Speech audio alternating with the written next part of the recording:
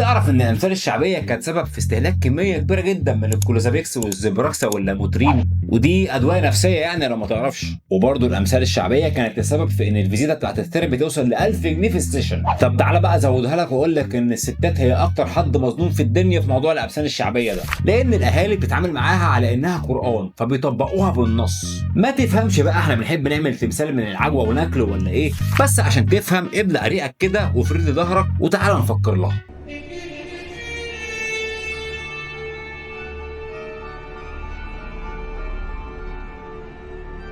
بص يا سيدي، في التراث العربي او الغربي والله كان في واحد كده بيقعد ساعه عصاري في القرن ال19 على النصب قدام بيته بيقول اي كلام على وزن قافيه واحده. فمع مرور الزمن الكلام ده شيء بقى دستور الناس ماشيه عليه لحد يومنا هذا. يعني تخيل معايا كده يا نجم ان وقت البنات انتهى في شبه الجزيره العربيه وقبل الاسلام.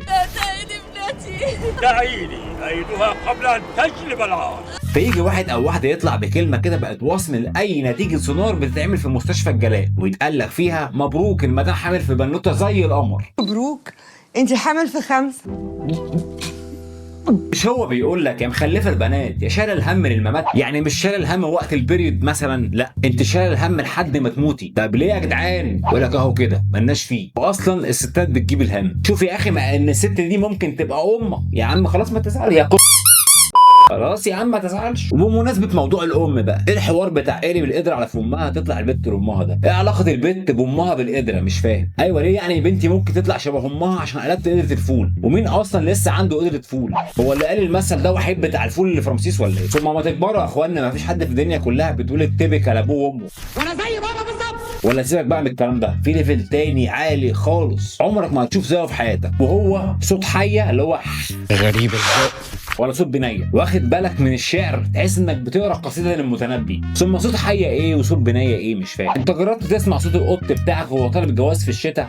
يا جدع انت ده صوت الحيه بالنسبه له ارحم. اهو كل اللي انا قلته لك ده عايزك تتخيل ان في ست بتسمعه من وهي لسه طفله صغيره. خد عندك بقى واحده امها ست عصبيه شويه او ذكائها محدود حبتين، فشالت هي الذنب واتقال لها انت غبيه زي امك او نكديه زي امك او بتلبسي 38 زي امك، اي حاجه زي امك وخلاص. ما هو قلب القدره بقى. او مثلا الوصم اللي بتاخده البنت في وشها من وهي لسه صغيره لما ابوها يقول لها يا بنت انت شكلك هتجيبي لي الهم، تبقى يا عيني طفله صغيره بضفاير قاعده بتلعب في السرير بتاعها بالعروسه بتاعتها، ابوها يدخل يقول لها على فكره يا بنت انت هتشيلي لي الهم. فالبنت يا عيني تبص له بصه كده مش فاهمه هو بيقول لها ايه. فابوها يقول لها بلاش يا بنت البصه دي تكسبتيني لو انت شبه امك كده. صحيح ايه بمخده على ظهرها تطلع البنت على ودنها. يعني البنت تيجي تعيط يقول لها بس صوت حيه ولا صوت بنيه؟ طب ما توقدها يا اسطى واخلص. طيب بس سيبك بقى من الهزار وتعالى نتكلم 5 جد. 5 جد. ايه بقى حوار يكسر البت ضلع يطلع لها 24 ده؟ مبدئيا كده 24 ازاي؟ وهيطلعوا فين لا مؤاخذه؟ هو انت مخلف يدوس يا اسطى؟